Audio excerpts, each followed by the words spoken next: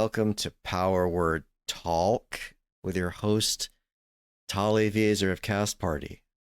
I'm the host of the show. It's named after me, and I can't smoothly pronounce the name of the show. Nor are these intros getting any less awkward after like a year of doing this. Joining us as part of his community service hours is Luke McCormick. Thank you so much for joining us, Luke. Oh, thank you. A pleasure to be here, as always. And friend of the show, Deborah Paradise. Regular co-host Matt Gordon will be joining us shortly. This is a news episode. There was a lot of news. Many of you who are listening to the show probably tuned in to Wizards of the Coast Presents last week. There was a deluge of news coming out of that show. So in the first half of the show, we're going to talk through the big news items. And then in the second half of the show, we are going to offer some first impressions and reviews of the 3 Dungeons & Dragons official adventure products that have been released within the past 30 days, like an unprecedented amount of adventure material being released really close together. But we will go ahead and get started. Because Matt is not here yet, Luke, would you go ahead, please, and perform the jingle that will let the listener know that the news segment has started? Of course. It's fun to talk about D&D news. It's fun to talk about D&D news.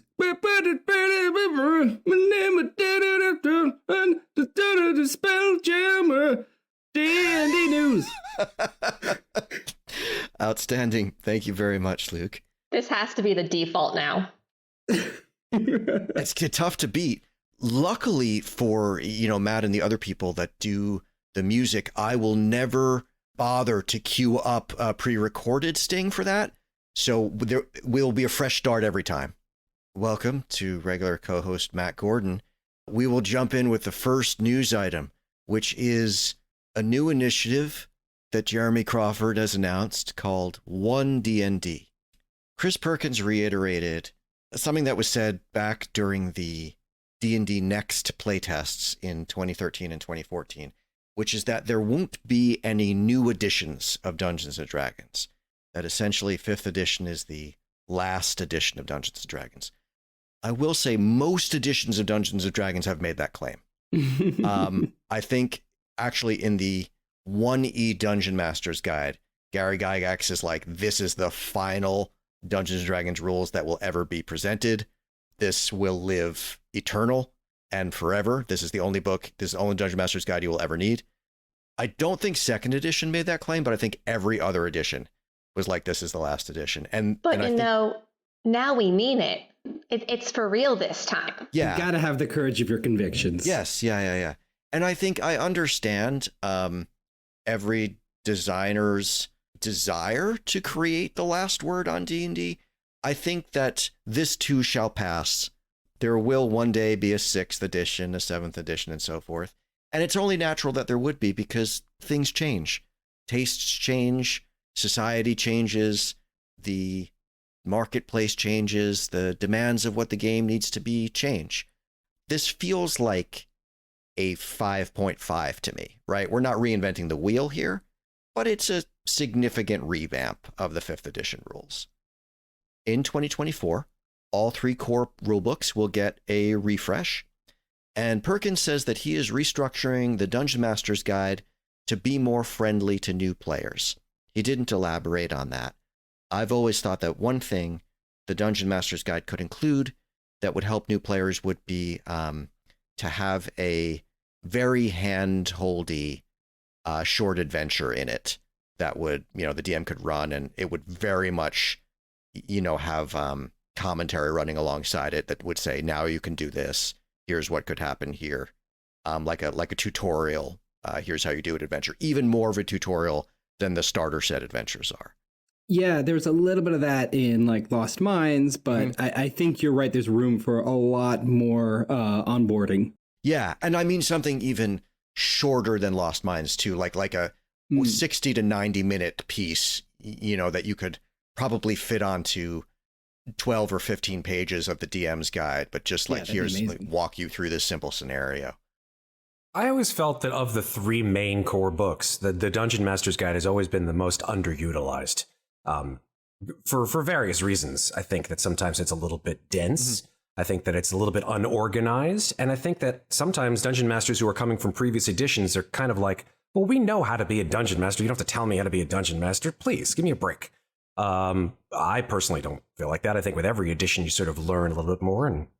But I think that Dungeon Master's Guides, even all the way back to first, second, third edition, fourth edition, they've always been sort of a little bit, well, underutilized for all intents and purposes. Well, that book is just chunky. It is a chunky, crunchy book, which is not a detraction. It's if you're a person who likes that kind of stuff, there are lots of tables and lots of minutia rules that if you sit down and read, are interesting. But if you're coming in Tal, as a first-time DM, you could look at that book and go, what, and just turn the other way. I very much agree. I think for a lot of people, it becomes the magic items section that occupies the last quarter or so of the book becomes the main thing it gets used for. I do think the 5th edition Dungeon Master's Guide is a pretty rich book. I will say I don't take it with me if I'm going to DM someplace. I will tend to grab the Player's Handbook and the Monster Manual and not worry about taking the Dungeon Master's Guide. But I think it is a very helpful book to read in understanding the design intentions of 5th edition. And I also think some people that sometimes express unhappiness about some of 5th edition designs, some of the concerns they have are addressed with optional rules that are in that Dungeon Master's Guide. So, if you want your game to be grittier, if you don't like the short rests and long rests and the way they're structured, if you want, there's a lot of different, it contains guides to running different styles of games that people sort of tend to complain are no longer available in 5e. I think it's very good in that respect. They said the 3 pillars of One D&D will be Dungeons & Dragons rules, which will update the 5e rules of the game to reflect the feedback Wizards has heard from players and where the game is today. D&D Beyond will be the platform for your digital Dungeons & Dragons collection, content, and tools. And this was kind of the big one, the Dungeons & Dragons digital play experience. This is in early development. They showed some pre-alpha footage during the stream. D&D Digital will offer an immersive player experience, rich creation tools for dungeon masters, and a connected space for DMs and players to get together and play D&D. This is a new VTT, virtual tabletop. It will be in the Unreal Engine 5, and it will use 3D models of minis, which I thought was an interesting aesthetic choice because I think it's an attempt to make it clear that it's not a video game. They very much look like minis that you would use at the table. Yeah. I don't know. I have my own opinions about the VTT and what they've chosen and how they've chosen to move forward with this. I think they've been put into a little bit of a rock and a hard place with the VTT. They have to outperform their competitors in order for them to switch off to their VTT. But I think, I'm going to be perfectly frank, I think in trying not to be video gamey, it seems that they've done, at least from my perspective, a little bit of the opposite. Mm-hmm. They've chosen a 3D platform, the Unreal Engine, which in and of itself is a great, very amazing, beautiful, very easy to use engine with creating software, 3D modeling, etc. But I think that, pardon my sort of simplistic version of it, I think that the way that they've chosen to show the very beginning, the alpha footage of it, it seems kind of like a little bit of a 3D video game like we've seen with a lot of modern video games. The textures are great and they're very crisp, and what I've seen of it, it looks really cool. But it does seem like just kind of like a 3D video game that you can pan around and move things around, and it doesn't feel like what we've seen before in other VTTs. Now, I think that's a good thing and a bad thing for that. The good thing is obviously that I think that for people who enjoy that space and who are like, oh, it's just like moving 3D tokens around. It's just like playing on my desktop. Sure. On the other hand, I think that they could have gone a different route, which is to sort of take the Roll20's and Foundry's 2D approach and improve the overall UI. And I think that was what has always been lacking from those particular VTTs. And I think would have been a real game changer for that perspective. I'm curious too about, will this be browser based like Roll20 is? I don't think that was mentioned. Yeah.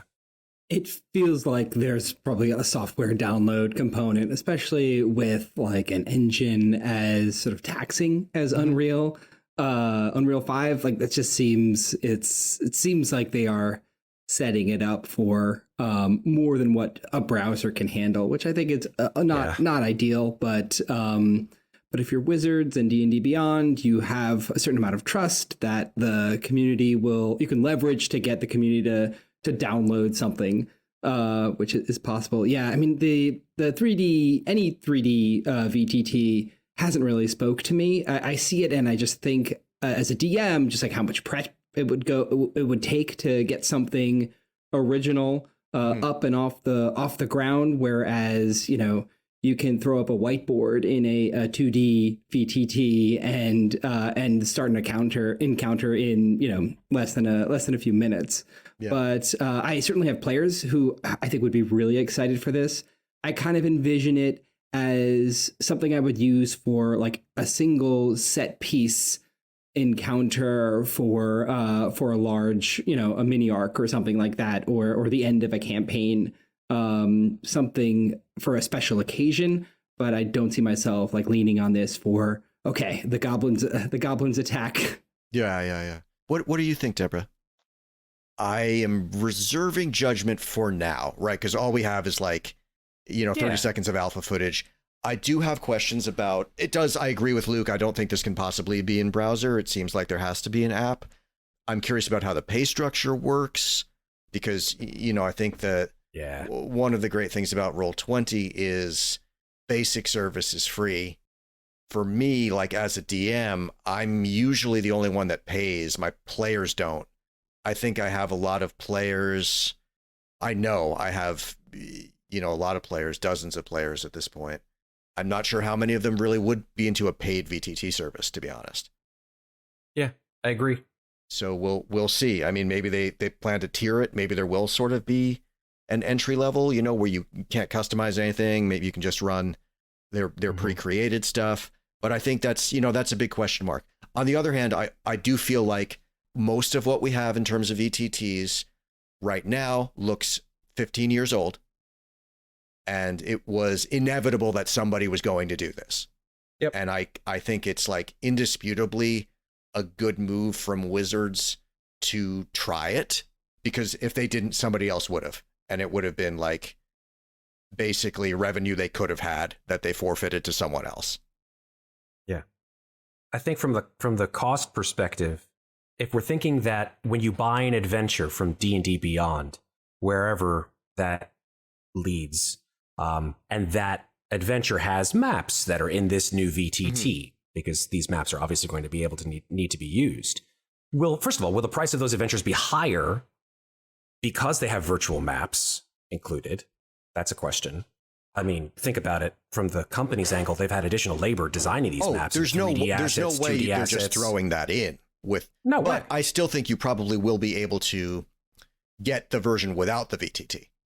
Yep. But there's no way the VTT is just getting thrown in. You're definitely paying extra for the VTT version of it. Otherwise, why do it? I think a lot of people are complaining that, oh my God, the VTT, it's going to change everything. Oh my gosh. Listen, guys, theater of the mind is still a totally viable option. You don't need the VTT for any reason whatsoever to play Dungeons and Dragons. You've never needed a grid or maps or anything like that in any of your Dungeons and Dragons games. Nor thousands of dollars worth of Dwarven Forge either. You know, any of that stuff. Oh, well, there goes our Dwarven Forge. Yeah. Sponsorship. Yeah. And in conclusion, fuck you, Dwarven Sport. I will say, Matt, I think what it's going to come down to is how it gets rolled out, because we know that people have spent a lot of time and money invested in Roll20 and other services.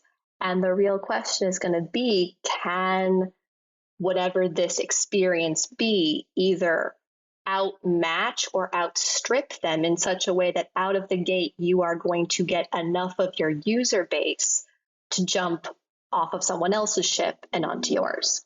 Yeah. Yeah. I do think, though, that they're going to hit users that have never heard of Roll20 with this. Right? Just because they have a wider reach than Roll20 does, right? As a brand.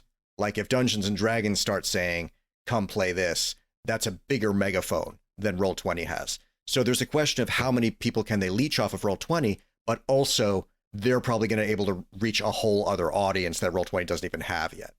And I think that it's going to come down to how user-friendly that is. Oh, yeah.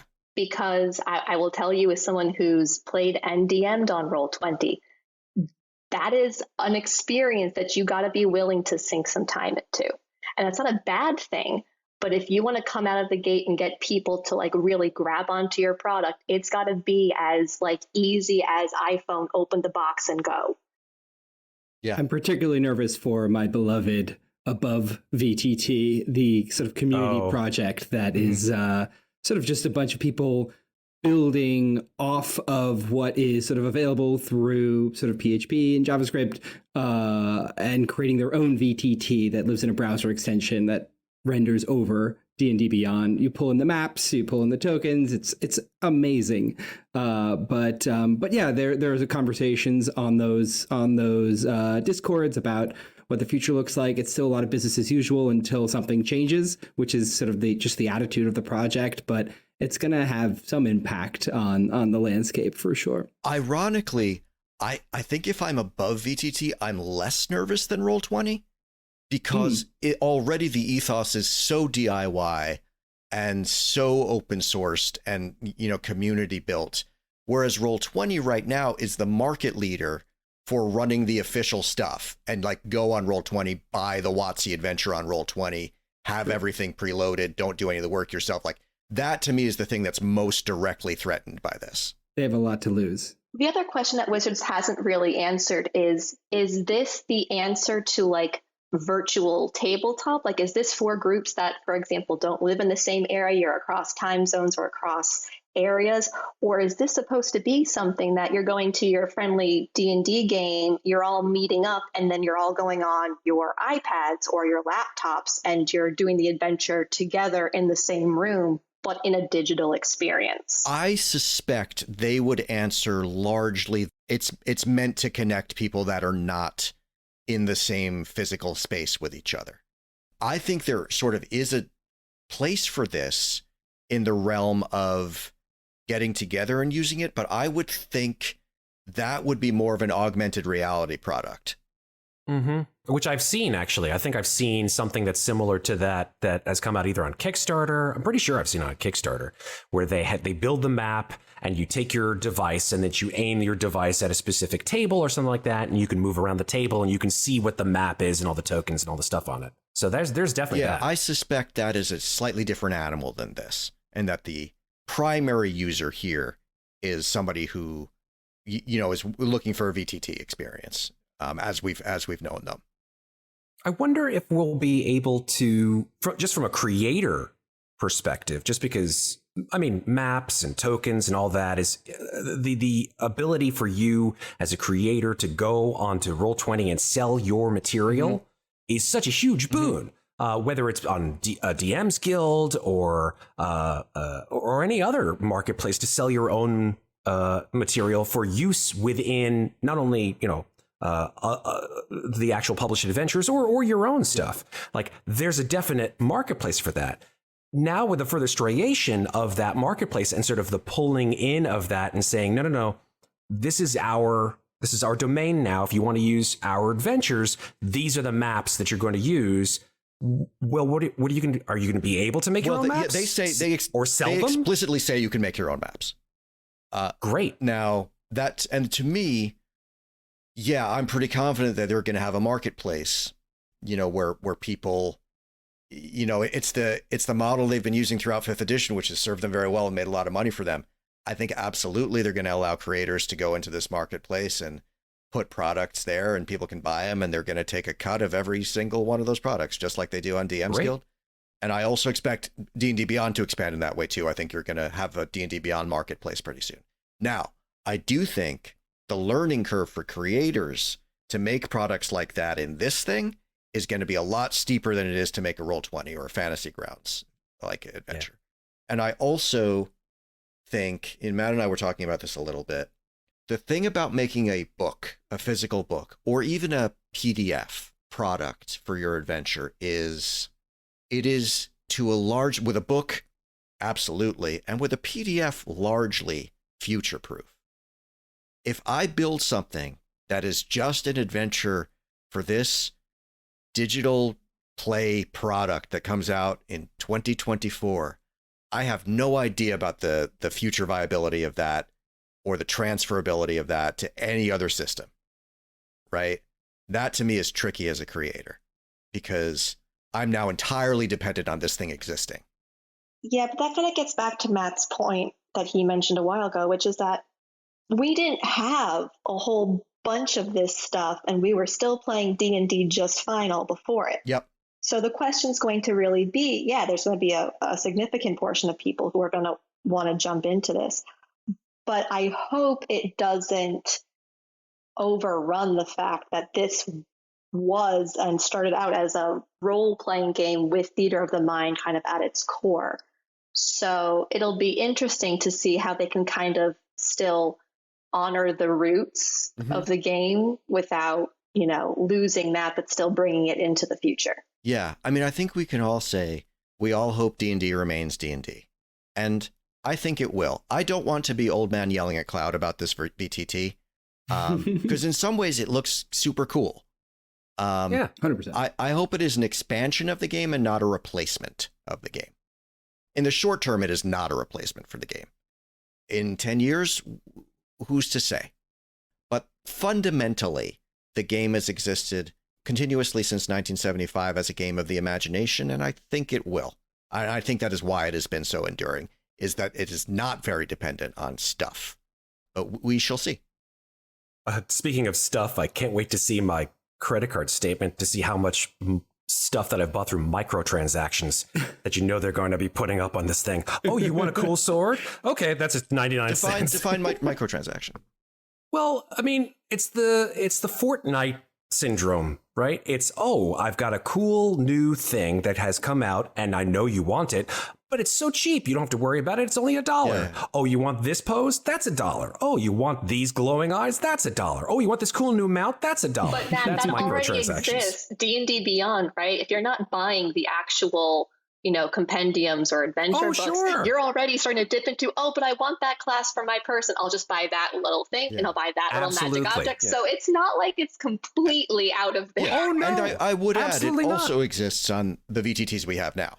Right? Like, yep, it does yes, indeed. If I want to go do carte. the work to find that polar bear myself somewhere by Googling it and making a token, and yes, I can do that myself, but it is ever so easy to go and buy the premium polar bear token that I need for this particular encounter and drop. Like I'm falling prey to that one a lot with Roll20. Yep. Like I need a wagon. Where's a fucking wagon? There's a wagon for $2. Let me tell you something. Yeah. I'm not poo-pooing. Yeah. I'm the person who's going to be like, oh man, I really needed those different goblin hairstyles. I really did. I'm just going to have to, find a way of telling my wife about how much money I spent on it. There's this microtransaction, let's come for them with torches and pitchforks reaction to it is a business. I'm somewhere on the middle ground here. It's like, it's been 10 years since core books came out. Like they do have to keep people employed, that's the reality of Dungeons and Dragons is like, it does have to renew itself. That's why the game still exists, is that, it's a viable business to keep making it. Not every thing that someone is selling is like, the worst of late stage capitalism. So, we'll see, right? Jury's out. All we have right now is the announcement. Sure. We'll see how it all unspools. So the other major thing that they've dropped here is Unearthed Arcana, a preview of what some of these 2024 rules might be like, or what they'll be like if you don't scream at WotC enough to change them. And you can scream louder, but you can start screaming at them on September 1st. Yes. So they released this playtest packet, a bulky, substantive, chunky, as Deborah would say, playtest packet called Character Origins. It embraces the alternate method for character creation that was presented in Tasha's Cauldron of Everything, where players assign. Now, just as a reminder, this was presented as an optional rule in Tasha's Cauldron of Everything. So I think we should presume the intent is to mainstream this into the player's handbook. Players assign the ability score bonuses as it fits their character concept instead of being stuck with how they were assigned in their character's race. In the first playtest package on character options, Jeremy Crawford showed that this ability score assignment had been moved from character race to character background. They are testing giving character backgrounds a more significant component of character creation and one that can grow as the character does. And they really put an emphasis on players creating their own backgrounds and just using the examples provided as a framework. And it appears that getting a feat at first level as part of a background could become standard. Now, they're also considering feat levels and viewing them as sort of like class features that aren't tied to a class, meaning there will be a certain pool of feats that you're eligible to select at first level, and then another pool of more powerful feats that only become accessible to characters when they reach fourth level, and so forth. And Crawford said that this will help avoid the confusion of wading through a forest of feats. So maybe first level characters would just have a pool of like 12 or 15 feats they could select from instead of the now, I don't know, probably close to 100 feats that the game has swelled to include. So there is a list of first level feats that are appropriate for beginning adventurers and still remain useful as they go up levels. This document also included some tweaks to some of the existing feats that we've had for the past 8 years or so. For example, the alert feat still boosts a character's initiative, but additionally, it now allows the character at the start of combat to swap initiative with another willing player. The rationale is that the first person was so alert that they were able to warn the other person so they could act quickly. The new healer feat has a battle medic option to provide healing and the ability to re-roll healing rolls. Magic Initiate is now compatible with spell slots if the character has any. So any spells you gain through Magic Initiate, you can now cast using your regular spell slots, and you can also upcast Magic Initiate spells. That tracks with some of the more recent feats that have been introduced, like Shadow Touched or Fey Touched, that give spells like that. And those feats already do say you can use your spell slots to cast these spells. Any general thoughts, reactions, and outrage to this? I know there's a lot of shit in here, so feel free to talk about anything, any and all that you want. I'm just going to react to the ones that you just mentioned. Sure. Why don't we do overall. that? I will mention some shit in stages, and you can react to the shit I've just mentioned. Okay, stage one reaction. Here we go. Backgrounds giving you ability score improvements. Love it. Huge fan. Big fan. I think it was a natural evolution of what had come from Tasha's into what's coming into this. And I think that it makes your choice of background or creation of background, as long as you follow their rule set with the creation of custom backgrounds, hugely creative, very useful for background story. And overall just concepts of your character, that you're not just thinking about race and class anymore from a mechanics perspective. You're thinking about how this character, got to where they are and what they got as a result of it. That's a huge boon. Yeah. I love that. And it also, you are not your race, right? Hell yes, absolutely. And part and parcel of the other changes that you mentioned, the changes to feats, I think that to level gate certain feats is going to be a debatable topic. I think a lot of people are going to say you're stymieing my ability to min-max the perfect character by preventing me from choosing certain feats at certain levels, and by allowing me only certain feats to choose at first level, because we're all going to eventually get feats, which used to be just an optional ability. Now it's part of the game now. That is something that I should have control over. On the other hand, I think that it's acceptable as just as a rule to be able to concentrate on a certain fenced in group of feats and really concentrate on what you want to have at this particular point in the game. I like that actually a lot. Yeah, I hadn't heard that rationale that it was designed to sort of simplify the process of choosing feats, which I know as a DM I've like had to help new players through, like talking about their characters, going through just like the endless list of feats. And I like it a lot. You know what? It's the first level feats are kind of remind me of the background features that we have in the 2014 Player's Handbook, where you're depending on your background, you can pick, your acolyte, gets access to churches and healing more easily than. Yes. So they've essentially replaced that background element with a feat that is great. It's slightly great. more, not slightly, noticeably more mechanically powerful than those background features used to be. Yeah, and they have the sort of recommended ones for the different backgrounds, but knowing that you can sort of swap them out, I think adds a layer of flexibility to sort of character creation that. It's going to be a lot of fun for players. I'm pumped and for here's it. where they've displayed what I think is like the customary juiciness of 5e source books, right? Because you look at the suggested backgrounds and they're awesome. Cultist. Like, yes, I was in a that gives me so many stories to tell already about my character. Like a pilgrim. Like, am I a missionary? Am I a refugee? Am I going somewhere? Like, there's a story to these, which is nice. I think the thing that most people forget, about feats is that normally if you're starting at a level 1 character, you're not really getting into feats until you get to level 4, and then you're looking at either ASI or a feat.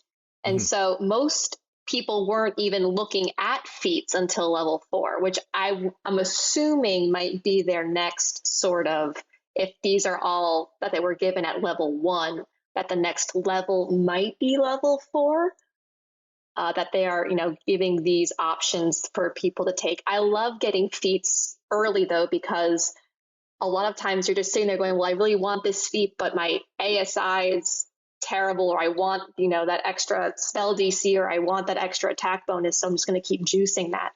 So I think it allows a lot of flexibility. It's an agonizing Sophie's choice, usually at 4th level. Yeah, and so I'm going to assume that at 4th level, things like Warcaster, Spell Sniper might start to come in, because a lot of these aren't mechanically heavy for battle. They do offer a lot of good options and good variety, but none of them are giving someone Warcaster at level 1 would be I don't want to say a terrible idea, but it would definitely make an unbalanced table. Yeah.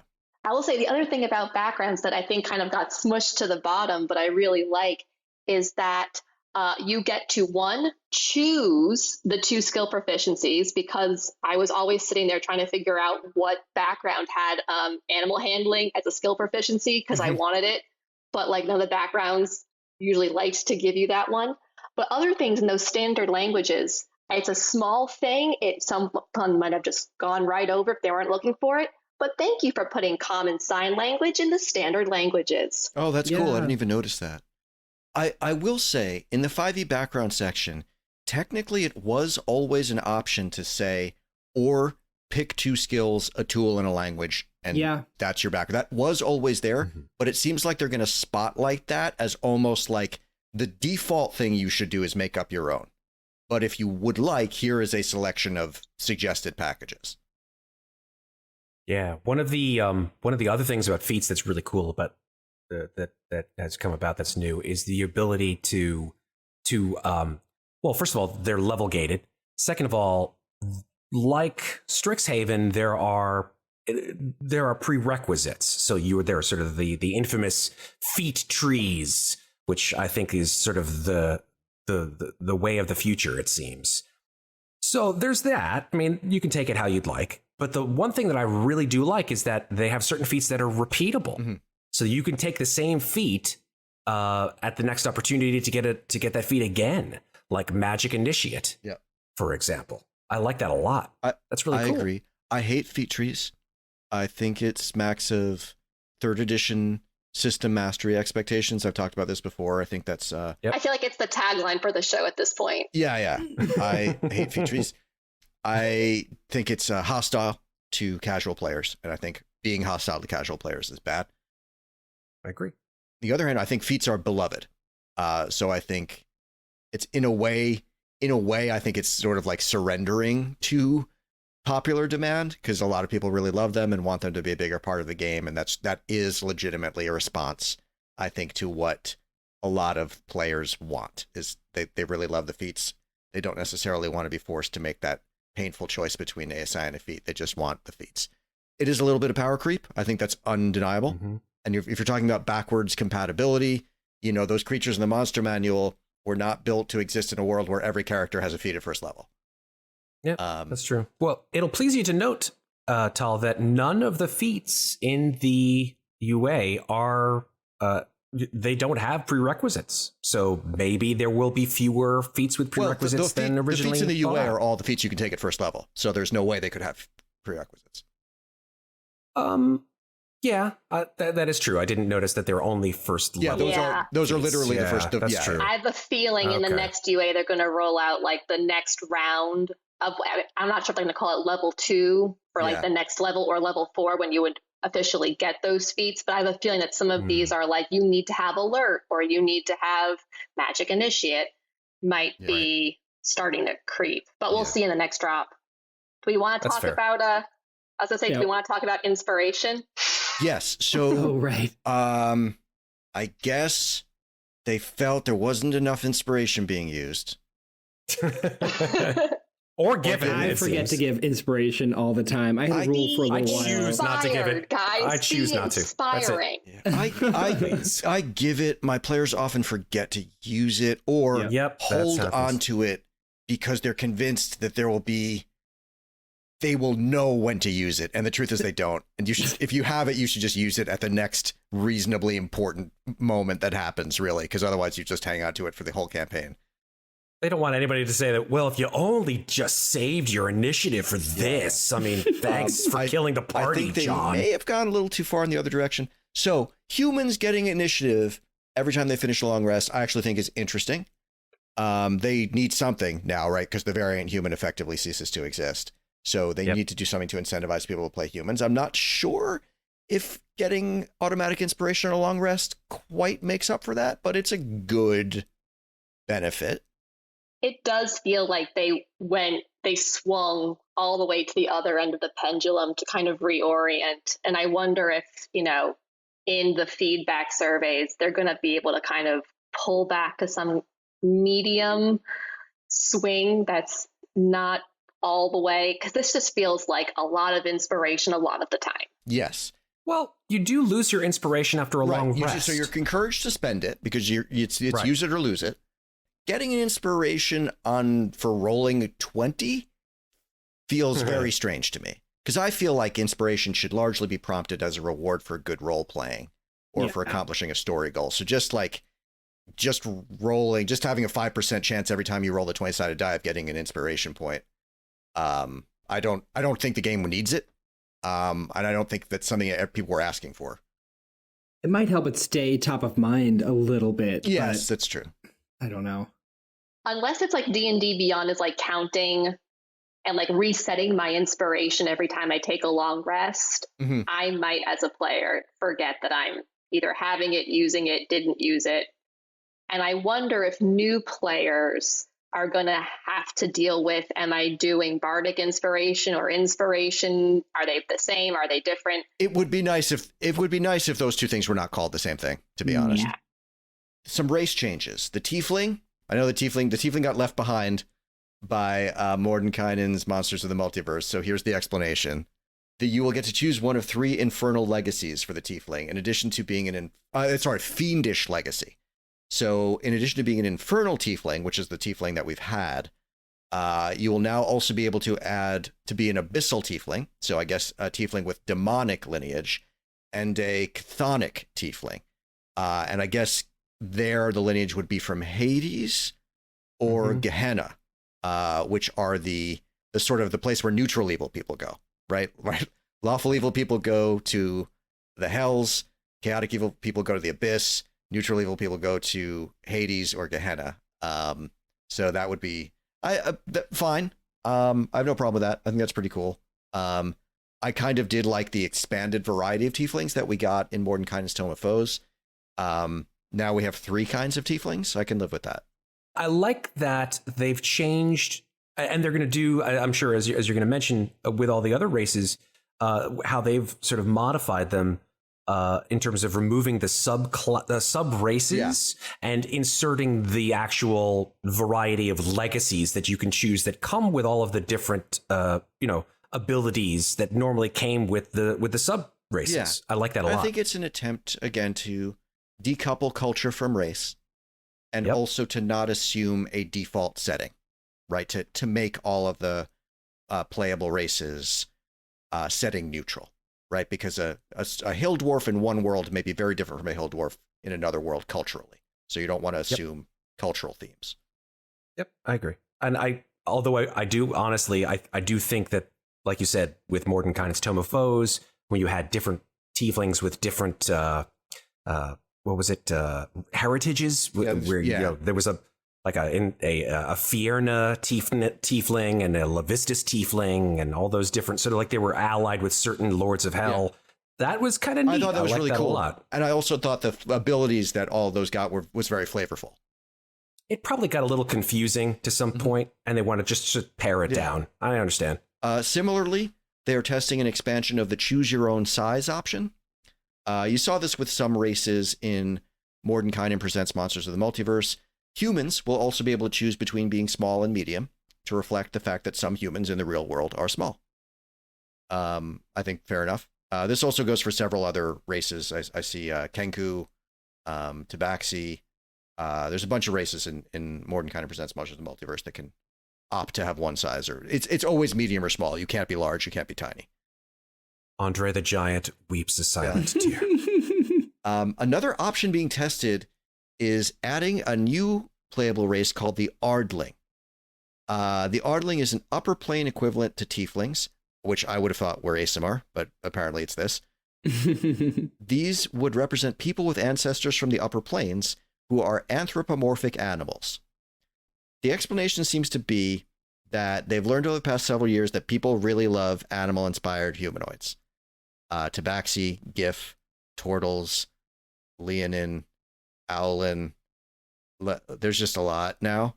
Harangon, the rabbit folk. Harangon, the rabbit folk. Love them. What? You mean humans like an animal in their party? Yeah. Do we? I thought we had it covered, but I guess we didn't. These seem fine. My initial reaction is, but I had a, I had that reaction when I opened the when I opened the 5th edition Player's Handbook for the first time, not having looked at a Player's Handbook for 20 years. My initial reaction to Dragonborn was, "What the fuck is this?" Oh wow! But now I'm fine with them. So I suppose I will learn to stop worrying and love the Ardling. They seem to look like Egyptian gods in a way. That's what I'm getting of the physical description of them. Yeah, I guess if I mean, they are really only animals from the head up. Which is like Set and Osiris and Yeah. I like the fact that you can be a pig from the head up. That's cool. Yeah. We haven't had a dog person. That feels like a conspicuous gap. So now there's a dog person. Yep. I will say, and this is kind of, the Ardlings is one of them, but looking at the legacy tables, because there's a couple of races that are now pulling from these legacy tables, it'll be interesting because a lot of these legacies are gifting spells at certain levels. How this is going to mesh if you're choosing a class that is a non-magic wielding class. Mm-hmm. I can see that, I'm sure it's going to need a couple of read-throughs on the crunchy end, but it seems like you might be able to choose which, what your casting ability is. Yeah, I'm not sure. Most of those let you choose intelligence, charisma, or wisdom as your casting ability for them. Well, with Magic Initiate, you don't even need to be a spellcasting class or race. Yeah. And indeed, there are already some races that, like Carrie's playing an Aasimar in Descent into Avernus, and that gives you a few spells, and Carrie would not otherwise have any spells. So that is still a thing. I will say the changes to the spells themselves and our magic orienting tables was interesting. Yeah, so that's the next thing I was actually going to mention. All spells have now been given one of 3 tags: Arcane, Divine, and Primal. This has caused a little bit of confusion because some people have interpreted this as meaning there are no more class spell lists. That is not the case. There are still class spell lists, but it's just that spells now have this additional tag, and a lot of the other ways to get spells besides being in a class are not restricted by class. They're restricted by these things. So, for example, the Magic Initiate feat, instead of having to take Magic Initiate Wizard, Magic Initiate Druid, Magic Initiate Cleric, Magic Initiate Bard, you choose Magic Initiate Arcane, Divine, or Primal, and you choose spells that are tagged with one of those three things. But a Druid still just has Druid spells. A Cleric still just has Cleric spells. This allows a broader characterization.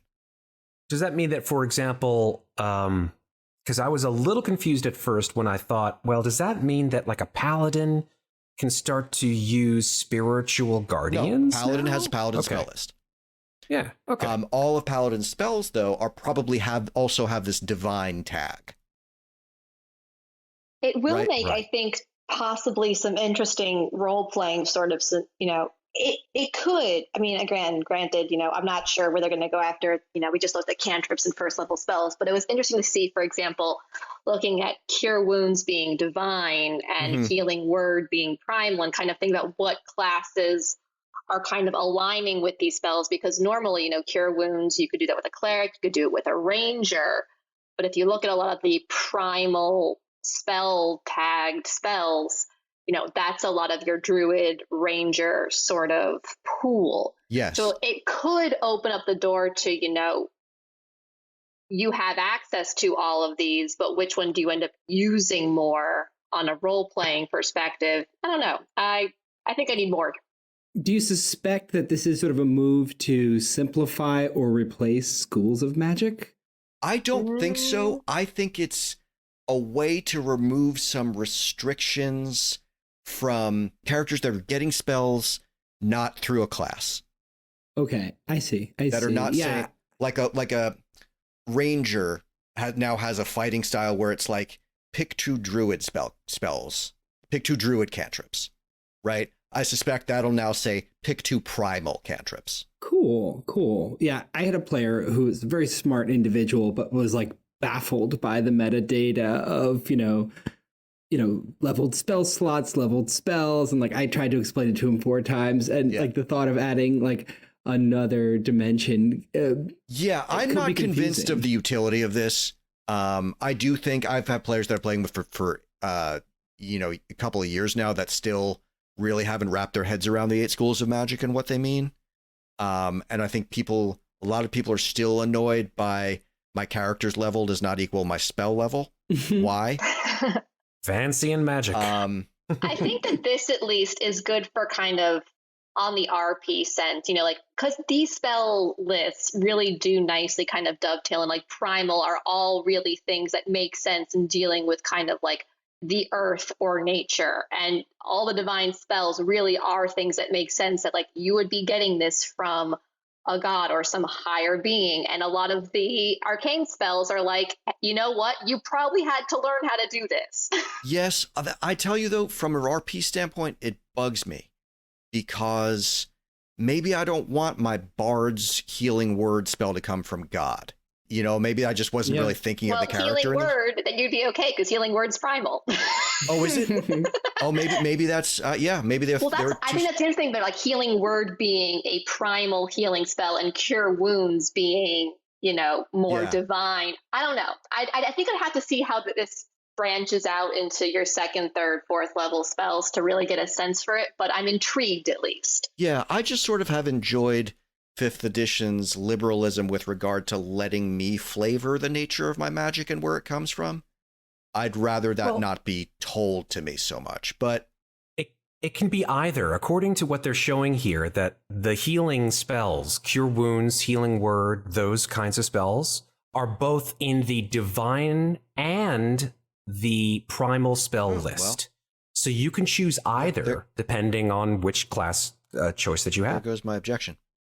Sorry. No, I completely, this is when you read too fast. Yep, I completely missed that they are on both spell lists. Yeah. More race stuff. Orcs in, half elves and half orcs out. Bye-bye. Most races can now have kids together. So humans and halflings, orcs and dwarves. You choose the parent that gives your in-game race traits, but your appearance can be whatever you want based on both parents. And for role-playing purposes, you know, do what you like. But mechanically, you do have to choose one race. So a person has one orc parent and one human parent is either an orc or a human mechanically, although their appearance might be someone who has traits from both races. I'm pretty good with that. Yeah, it's the first thing that Why caught do you my eye. think they did that, though? Why do you think they removed the half races now? Anyway, What? They could have done it Well, earlier. because your choice is either remove those two or add a billion. Yeah, Right? I If you're guess. saying that you can be of mixed lineage from any of these things, an orc and a dwarf can have a kid, then you have to create like a half orc, like, you know, it mechanically I it see. becomes a mess. And it's also, you know, you can do that when you've moved the mechanics that were once connected to a character's race to the background. Suddenly, Yeah. race is Yeah, freed yeah. up If to you're do going to more do it creative now, it's the things. time to do Yeah, it. exactly. Yeah. Yeah. Yeah. And I think it was becoming, you know, having somebody be a half elf, meaning, by the way, we're not calling them a half human, although that is what they are, right? I think it was becoming an increasingly fraught issue as far as parallels to real world people of mixed race and the stereotypical tragic stories like I don't belong in either world, I'll never be at home. And you know, I think that there's some resistance to that trope, and both half elves and half orcs have traditionally in Dungeons and Dragons been used to tell that story. Okay. And if we're trying to move on from that story, or say you at least say you're not bound to that story, and also if I want to say, you know, I have a dwarf parent and an elf parent, there's no mechanical way to say that, you know, unless I'm going to frankly have a 400-page player's handbook that gives different mechanics for every possible playable race combination, which is impractical. Yeah. I will say this does mean we will never be able to play a half halfling. So say goodbye to that fun little thing. Except from role-playing standpoint, you can have your character say that. There you You could be go. a quarterling. Yeah, You don't have to be. So in summation, everyone gets a +2 and a +1, or 3 +1s. Although they also do provide some suggested builds for various archetypes. Everyone gets, from their background, 2 skill proficiencies, 1 tool, 1 language, and a feat. Everyone gets an equipment package and the equipment packages all have 50 gold pieces worth of shit in them. The 2014 Player's Handbook, your starting equipment, the value varies a lot. Some people are starting with like 12 gold pieces of shit, and some people are starting with like 70 gold pieces worth of shit. So everyone gets either 50 gold pieces worth of stuff or whatever's left over in gold to start with. That kind of reminds me of one of your, I think, homebrew rules or personal rules. I think you get 75 in the games I played with you, Tal. You get 75 gold. Do what you want with it. Yeah. And you keep the rest. Yeah. Which I thought was good. None of the feats that you can take at first level include an ability score increase, but higher level feats will. We haven't seen the higher level ones yet. Abilities that used to be housed under race, but were really cultural, are now housed under background options, usually as feats. Inspiration is given for natural 20s on attacks, saving throws, ability checks. Inspiration goes away in a long rest. Humans get inspiration on a long rest. I think uncoupling race from culture is a step in the right direction. I do think there is some resulting thematic and mechanical weirdness. Dwarves, for example, still get a free tool proficiency because God gave it to them. That's what it says, folks.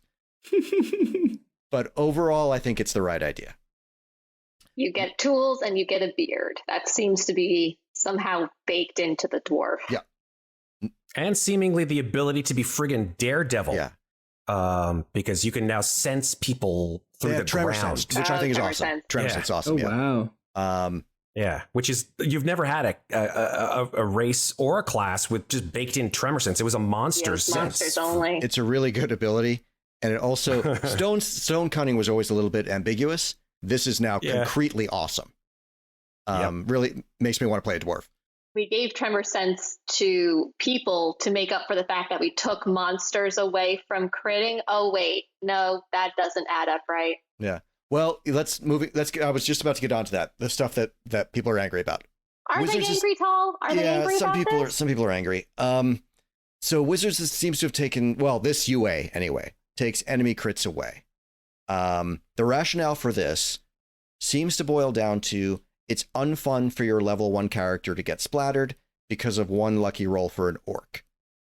I do think level 1 characters are probably too fragile and that the game is too swingy and deadly at level 1, but in my opinion, the sensible solution there would have been to give level 1 characters 2 hit dice so that they can afford to make a mistake or take an extra hit and not die, and just leave the rest of the fucking system alone.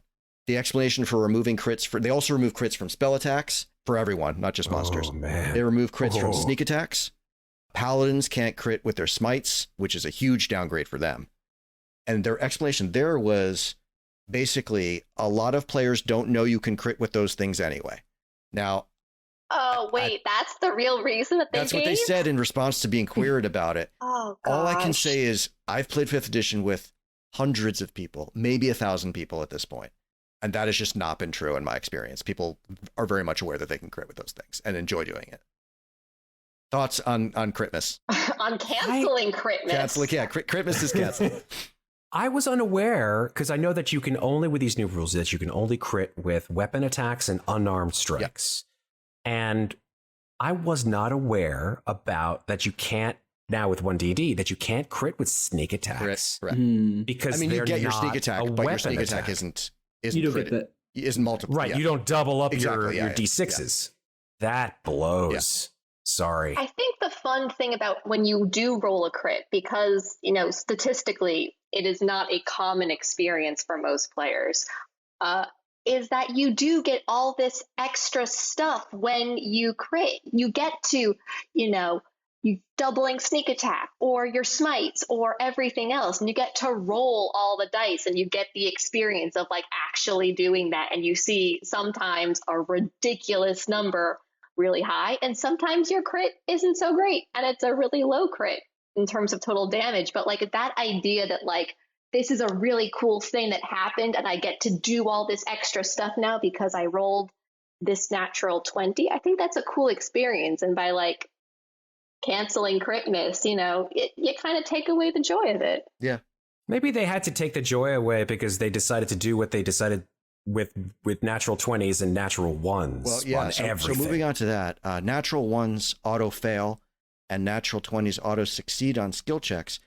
I think this is just absurd on the face of it. I don't mind it for saving throws, actually, which is the other thing they're saying. Natural 1 always fails saving throw. Natural 20 always succeeds saving throws. I'm actually okay with that. The natural 20 always succeeds on skills I don't like. First of all, because sometimes if I'm designing a tier 2 or 3 adventure, I will have a skill DC set at 25 or 27. And I do that because the intention is this is achievable by someone who is really invested in this skill, not anybody has a 5% chance of doing this. Similarly, I don't think that somebody who is really invested in a skill like Thieves' Tools or Persuasion or whatever deserves to have to deal with a 5% chance of auto failure, despite whatever they've sacrificed to get a plus 10 or a plus 12 modifier in that area. I agree. I saw a very sort of off-kilter remark saying, I roll to seduce Tiamat and natural 20. And then like, well, there you go. Well, here's the thing. Seduce Here's the thing. Tiamat. I think a lot of people in response to that would say the DM calls for rolls, right? The DM's supposed to say, make this check, right? And the DM should, if you say, I attempt to seduce Tiamat, the DM should not be telling you to roll persuasion, right? It's sort of, if it's impossible, don't let them roll for it. Here's the problem with that one, though.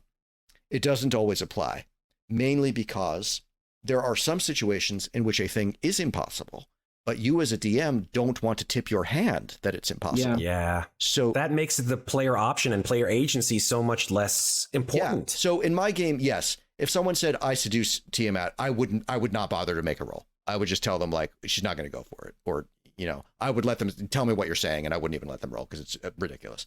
But in other cases, and I thought of this example. Let's say my players are speaking to a creature, trying to persuade them or get information out of them. But what they don't know is what they're actually dealing with is not a creature. It's a programmed illusion or a construct that is performing a rote routine and is not capable of being persuaded, right? Because it's not a creature. It doesn't have the agency to change its mind about things. So what do I do in that situation as the DM? If I tell them they can't roll, I'm tipping my hand that it's not possible to persuade this, which means it might not be a person. If I'd let them roll and they crit, well, then they're supposed to succeed. But I know it's impossible for them to succeed. So then what am I supposed to do? Yeah, there was something. Yeah, that's a tough one. There's something I read that is about like just providing the best possible outcome on that 20. Not that I'm just devil's advocate here. No, I see that, but even so, there, Luke, I think I might be compelled to reveal more information than I should have to be revealing. Yeah, that's true. That's true. I'm just saying with that 20, maybe they can. Their conversation reveals that this is a construct, or they see the illusion as they don't like get to sort of persuade it to do anything, but it sort of provides sort of a tangential That's victory. like I guess I would just rather. I think that's a moment where I, as the DM, would rather stay in the driver's seat. Yeah. No, I hear you. I don't know. This one, I'm kind of two minds about it, because on the one hand, this is a role-playing game. I know we always talk about like taking on a role, but that's also, the dice tell a story, and I'm kind of really in favor of, like the dice rolls are there for a reason, and they tell and they give you interesting results for that reason. I can see, like, on the other hand, like, why as the DM, someone might be like, oh, this is gonna stymie me, or this could cause problems. On the other hand, this is one of those things where I think individual DMs have their kind of personal home rules. I think have had personal home rules about crits or about, natural 20s and natural ones. And I think there's always sort of a danger when you try to codify sort of like home rules as like the default. So I don't know. This one, I could kind of go either way on it. I'm not really super against it, but I also think, kind of like what Luke said, there are ways to do it without kind of like, kind of taking the DM completely out. Yeah, I would say this. I think it hurts the player a lot more than it helps. Because if something is rollable, critting on it on a skill check is just, you're going to succeed, right? Which presumably, like a 20 is the most you could roll anyway. Like if a thing is achievable, you would have done it, right? With a 20. Critting on a skill check, I'm not sure what more that gets you in that case beyond a success. However, an auto fail on a 1 hurts you a lot. Here's a question I have, because there's a specific thing, and I don't know if it's replicable anywhere else. I haven't checked. But rogues have an ability called reliable talent, which is that any roll of 9 or lower counts as a 10 for skill checks that you're proficient in. Bards eventually get something like that as well. That's right.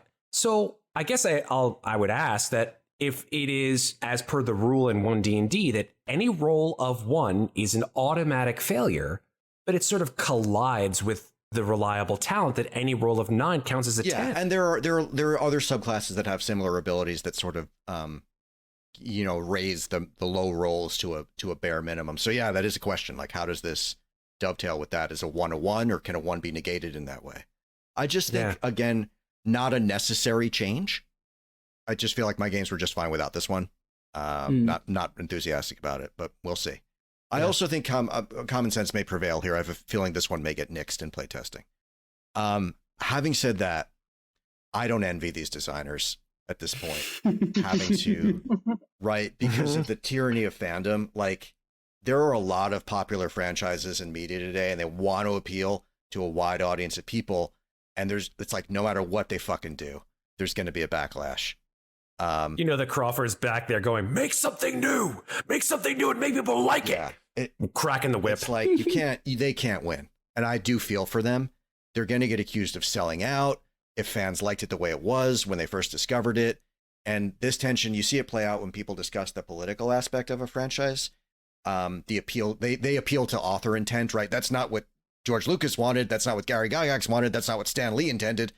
Or just simply like the hipster notion that your favorite niche obsession is now wider known and therefore polluted.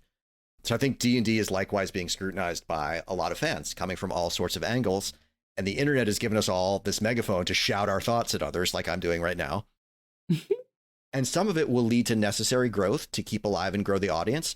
And some of it will be gatekeeping to keep other people out. And I do not envy the steward of the Dungeons and Dragons intellectual property who has to listen to this shit, this din of noise, and determine what is in fact the immutable core of this game, what needs to change, and what is faux outrage about it designed to drive up internet clicks.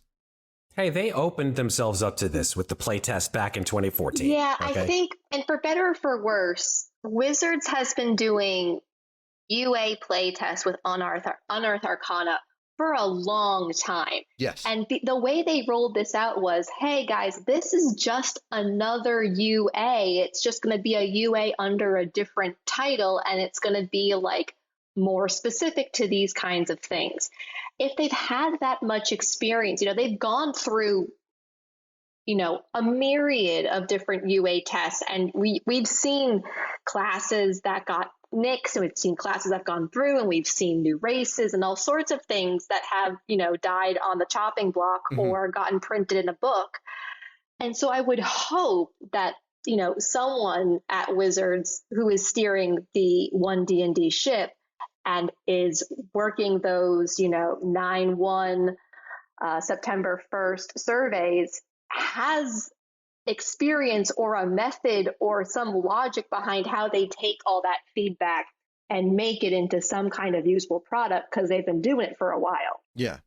I also just hope that the people who are giving feedback, and there's some stuff here I don't like, and we'll be happy to give feedback that I don't like some of the stuff. I really like some of the other stuff, though. I would just hope that, like, you remember there's a human being on the other end of that survey. Just don't be a horrible person on the internet about it. I guess is what I'm trying to say. I hope there's a computer on the other end that just takes all the bad press and just tosses it out. Okay, that was I lied about how long this show is going to be. Next news item. Dragonlance, Shadow of the Dragon Queen, releases December 6th, 2022. Here's the news about this. There's a digital and physical bundle of it. And there's a deluxe version that includes the digital book, the physical book, and the board game. The adventure itself is 224 pages. It will take players from 1st level to 11th level. And the lead on this one is Wes Schneider, who's the senior game designer for D&D. This is Dungeons & Dragons telling a war story, is how it's being marketed. I will say, I've learned to always take WotC's description of what these books is with a grain of salt. Ever since Chris Perkins told me that Waterdeep Dragon Heist was Ocean's 11, and it completely fucking wasn't. Sometimes they just say things. Wait, that's the tagline that he came up with? That's what they kept saying about Ocean's 11. There wasn't even a heist in it. I'm so angry about Waterdeep Dragon Heist. That'll be another show. Well, he did say that Tomb of Annihilation was Indiana Jones mixed with what the fuck? Some crazy shit. Then I believed it. Oh, it was Night of the Living Dead plus Indiana Jones. I was like, okay, closer. Well, kind of is. Closer. Yeah. Lots of art previews from Dragonlance Shadow of the Dragon, which will be set during the War of the Lance, but telling side stories outside of the events of the novels, kind of like Solo, a Star Wars tale. Kender are confirmed as a playable race, along with Knights of Solamnia, the Tower of High Sorcery, many new feats. The cover has Lord Soth, who is the original Death Knight, an iconic Dragonlance character that led to the creation of the Death Knight as a monster that's just now in the monster manual. The setting is built to work alongside the board game. The board game is called Dragonlance Warriors of Krynn, as a mass combat optional rule set that you can play on its own or add into Shadows of the Dragon Queen as a rules expansion. Here's another part where, like, bullshit or not, we'll find out when we get the book. Like, does the book ever going to mention this board game and say, like, you can now, this is the part where you can use the board game if you want to? I'm skeptical of that. A lot of people are talking like, and there'll be parts where the board game plugs into the book. Who shall see? We shall see, if that's true. I suspect it's not true. Inspiration cited for this one were the movies Saving Private Ryan and 1917. There will be a new undead dragon. It is set in Eastern Solamnia and features a gazetteer for that region, but not for all of Krynn, which is the world in which the Dragonlance adventures take place. So the adventure will unlock on D&D Beyond in late November, 2 weeks ahead of the physical product. And interestingly, if you get the digital physical bundle, physical fulfillment is directly through the Wizards of the Coast website. cutting out all distributors. So you're cutting out everybody from Amazon all the way down to your friendly local gaming store. It's just a transaction between you and Wizards of the Coast, which has not ever been the case before and is interesting. Thoughts on the Dragonlance products and also on the first ever asterisk, because Essentials Kit kind of did do this, where if you bought the Essentials Kit, you were given the D&D Beyond version for free. In the early print runs of that, they stopped doing that eventually, but the early print runs of the Essentials Kit did give you the digital one. But really, this is the first one that's really been heavily marketed and is a direct sale through Wizards of the Coast with a digital and physical bundle. So thoughts on Dragonlance and thoughts on this digital physical bundle business?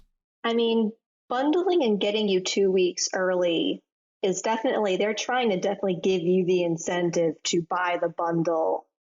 And I think it's really unfortunate to buy it through them because, I was thinking about Spelljammer and I got it because it was available in person at a bookstore that I frequent. Mm-hmm. And I was able to get it actually really quickly from there when I end up with significant issues with online retailers. Yep. So I don't know. I mean, I feel like cutting out the middle, I hate to say the middlemen, but cutting out bookstores and game stores, it feels kind of, I don't want to say a slap in the face, but it does really feel like you're saying, we are the company, it's us or the highway. And I know it's like it's a business decision. They are, a business and they do need to make money, but it just feels like a little bit of like rubbing dirt a little bit in this pivot to more business friendly D&D. I agree. I'm not opposed at all to them fucking Amazon. That's fine. But I get most of my D&D stuff from the Complete Strategist in Brooklyn because I want to, support an independent business and a store that supports gaming and, real people. Or occasionally I'll go to the local Barnes and Noble and pick it up. And I know I'm paying more. Like I'm paying the full MSRP. I know I could get it on Amazon for $30, but I do want those businesses to exist, so I don't do that. But this one, I'm gonna buy the D&D Beyond one and I'm gonna buy the physical one. I know that. And it's just it's impossible for me to justify not getting this bundle. Because I know I do need both of those things. And it's it's $60 for both things. And I'm getting it 2 weeks early, which is helpful. I think it comes down to the DRM, if we don't, the alternative would be shrink wrapped books with sort of one-time QR codes and sort of managing that, and then having a system to sort of manage who gets access to the digital version. If you sell direct to consumers, you kind of solve for that in addition to cut out get a big sort of boost in your margins. So, yeah. And I'm not in love with extra plastic packaging as a great solution either, to be honest. The local gaming stores are getting a variant cover, as they usually do, but I don't think that's going to be enough in this case to compete with the bundle and the 2-week early access. That's rough. Yeah. I don't know if there is a good solution. I'm sure if, people sat down and money wasn't an option, I'm sure there is an option that is better on all fronts.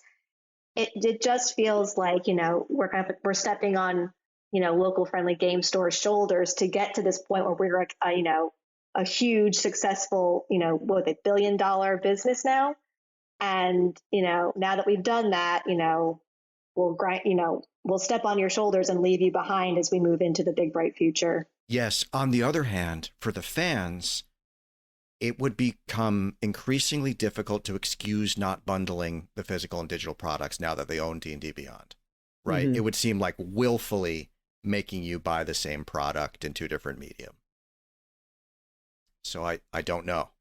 Yeah, if they found some way to help the friendly local game shops, like the Brooklyn Strategists and the 20-sided store, which is my go-to in Williamsburg, then let them sort of distribute these sort of bundles with, I don't know how they sort of manage that, but that'd be amazing. Yeah, or find some other bone to throw them, and maybe they will. Right.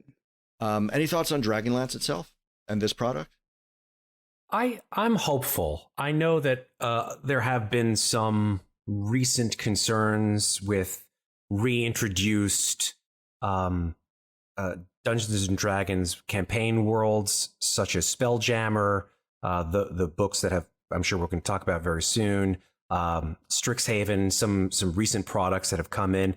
I'm very hopeful for Dragonlance. I was very, very fond of the Dragonlance world when I was a kid, and I think they're playing a little bit on my love and nostalgia for that. I do believe, but I do also think that if they play this right, with the quality of the book and what material that they have to bring, not just this particular story, but the Dragonlance campaign world back into the mindsets of many creators, that it could be a big win for them. So I'm hopeful. Nobody ever went broke selling Gen X their own childhood back to them. I think I've said that one. You got it. I also think if some of the recent offerings from Wizards, if you're a person who's felt they've not been like dark and gritty and serious enough for you, I think this probably will be. I also wonder if to be seen how much the current fan base wants a war book. Like if that's the prevalent theme here is war, like, and it has sort of World War I vibes to it. Is that what younger fans want? I don't know. Be interesting to see the reaction. There's a commercial for the Japanese localization of Dungeons and Dragons, and it was amazing. Yes. Amazing. I loved it. Guys, if you haven't, So good. just Google Japanese commercials. It's a whole like genre of video and filmography, and it's just like, it's worth a watch. Yep. And this one is no exception. Yep, this was perfectly in keeping with that. It pushed all the right buttons. We can defeat the enemies, my comrades. It was just great. Definitely check it out if you haven't already. And I think we talked about on the show a while ago how like the two things they needed to do were step up the digital presence and expand into foreign markets, and they're doing both of these things here. And I think I listed Japan and Brazil as the two places they needed to go. And in the 6 months since, they've done both. So good for them. Japan, this isn't there was Dungeons and Dragons in Japan in the 80s. But then it went away, and they've actually been Chaosium with Call of Cthulhu has actually surpassed D&D in Japan. So this will be their chance to retake the lead there in that marketplace. And I'm excited to see how that works out. I hope we get more of these commercials, for one thing. They also announced all the books for 2023, and I just wanted to say this is another example of like everyone wants to be the MCU. Because the way they put the covers of these books, oh my God, it even looked exactly like it totally did. Yeah. I was waiting for Kevin Feige to come out. We've got like It's a strong lineup, though. Yeah, it is. These are the 2023 books. There is Keys from the Golden Vault, a heist anthology adventure collection coming in winter 2023.